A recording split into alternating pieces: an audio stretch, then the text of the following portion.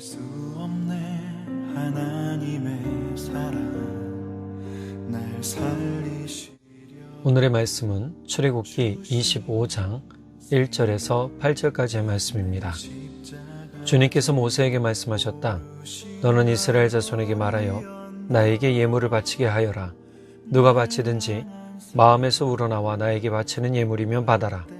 그들에게서 받을 예물은 이러하니 곧 금과 은과 동과 청색 실과 자주색 실과 홍색 실과 가는 모시 실과 염소 털과 붉게 들인 순양 가죽과 돌고래 가죽과 아카시아 나무와 등장용 기름과 예식용 기름에 넣는 향품과 분향을 향에 넣는 향품과 애복과 가슴바지에 박을 홍옥수와 그 밖의 보석들이다. 내가 그들 가운데 머물 수 있도록 그들에게 내가 머물 성소를 지으라고 하여라. 새벽을 함께 하시는 여러분, 사랑하고 축복합니다. 복된 기다림의 시간, 복된 인내의 시간은 하나님을 만나기 위해 우리가 하나님의 영광과 함께 거룩함을 묵상하는 시간인 것을 기억해야 합니다. 그것도 알게 되었죠. 우리의 문제와 상황, 고통으로 인해 하나님을 만나야 한다는 조급증이 생길 때가 참 많잖아요.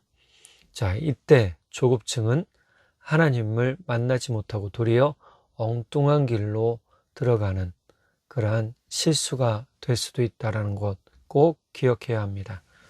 그러니 모세가 하나님께서 부르실 때까지 하나님을 만날 사랑을 계속적으로 가지고 영광의 구름 가운데서 기다렸던 것처럼 우리도 하나님을 사랑하는 마음으로 하나님을 기다려야 될 줄 믿습니다.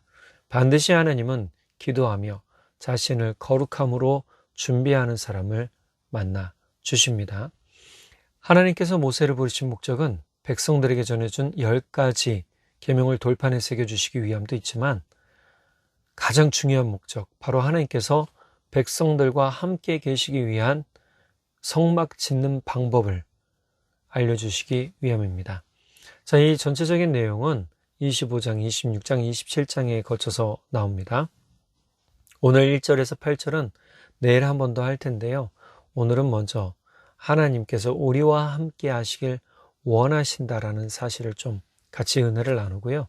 내일은 우리가 과연 주님 앞에 예물을 어떻게 드려야 되는가라는 것에 대해서 좀 같이 은혜를 나누도록 하겠습니다. 성막을 짓기 위한 재정 반드시 필요합니다. 2절에서 재정을 채울 것에 대해서 말씀하시고 3절에서 7절까지 어떠한 물품, 어떠한 품목들이 필요한지를 구체적으로 말씀하시죠. 성막과 제사장의 의복에 쓰일 실, 양털, 목재, 실도 다양한 색의 실이죠.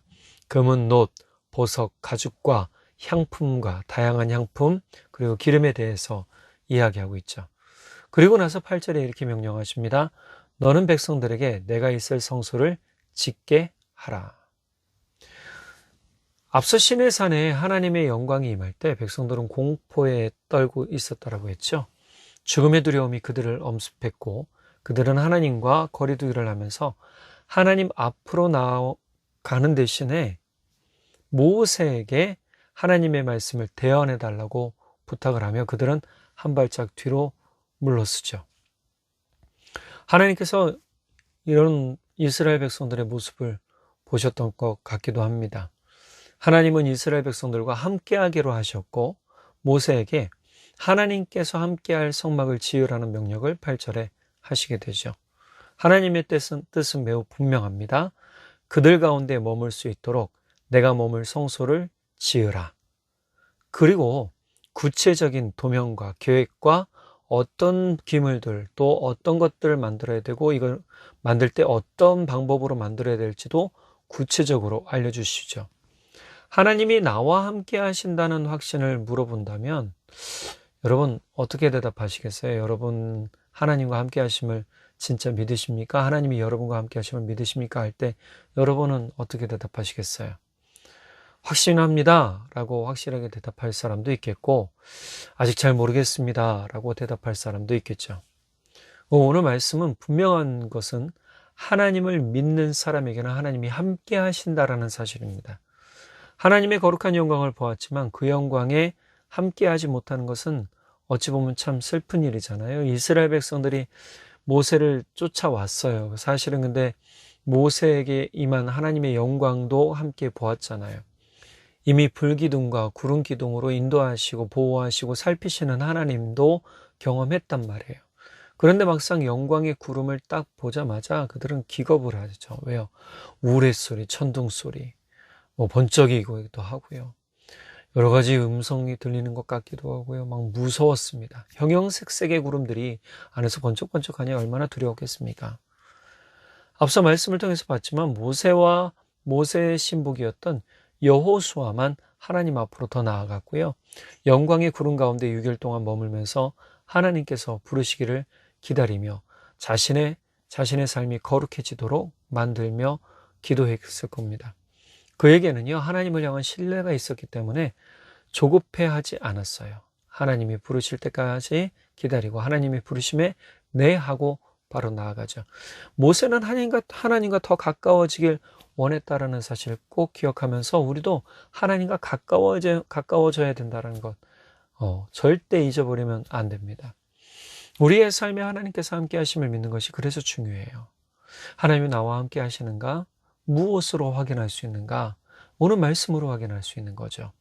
하나님께서 함께 하심을 믿는 사람은요, 하나님을 향한 신뢰와 고백을 끊임없이 표현합니다. 나와 함께 하시는 하나님, 나의 길을 인도하시는 하나님, 비록 내가 사망의 길을 갈지라도 나를 보호하시고 나를 지키시는 하나님, 내가 지금은 비록 도망쳐 다니고 진짜 원수에게 패망하여 굴복적인 모습이기도 하겠지만 그러나 장차 나를 원수들 앞에서 승리케 하시고 상을 주시고 잔치상을 베풀어 주실 하나님을 고백하는 것. 이것이 뭐예요? 나와 함께 하신 하나님을 믿는 것이죠. 주일에 의심과 욕심을 가졌던 가룟 유다의 이야기를 잠깐 우리가 같이 나눴지만 그가 예수님을 의심한 순간 사탄이 그의 마음에 예수님을 팔 생각을 넣었던 것처럼 하나님을 향한 신뢰를 끊임없이 고백하는 사람에게는요, 하나님의 역사가 실제하게 되고 사탄이 역사할 수가 없게 됩니다. 예수님은 이렇게 말씀하세요. 요한복음 10장 38절 현대인의 성경입니다. 내가 아버지의 일을 하거든 나는 믿지 않더라도 그 일만은 믿어라.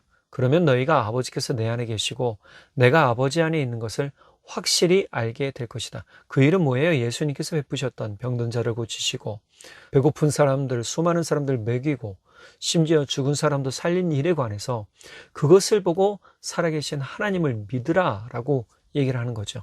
그 하나님은 어떤 하나님이에요? 너희와 함께하는 하나님이다 라고 예수님 말씀해 주신단 말이에요. 그래서 내가 아버지 안에 있는 것을 너희가 확실히 알게 될 것이다. 예수님은 지금 예수님이 하나님과 함께 계신 것을 믿고 있다라고 하시잖아요.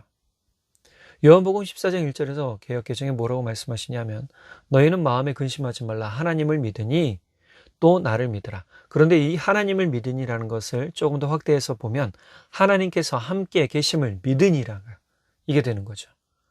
하나님께서 내 안에 함께 계시는 것을 믿으니 또 나를 믿으라. 나도 내 안에 하나님이 함께 계신 것을 믿고 있다. 요한복음 14장 11절 동일한 말씀하세요.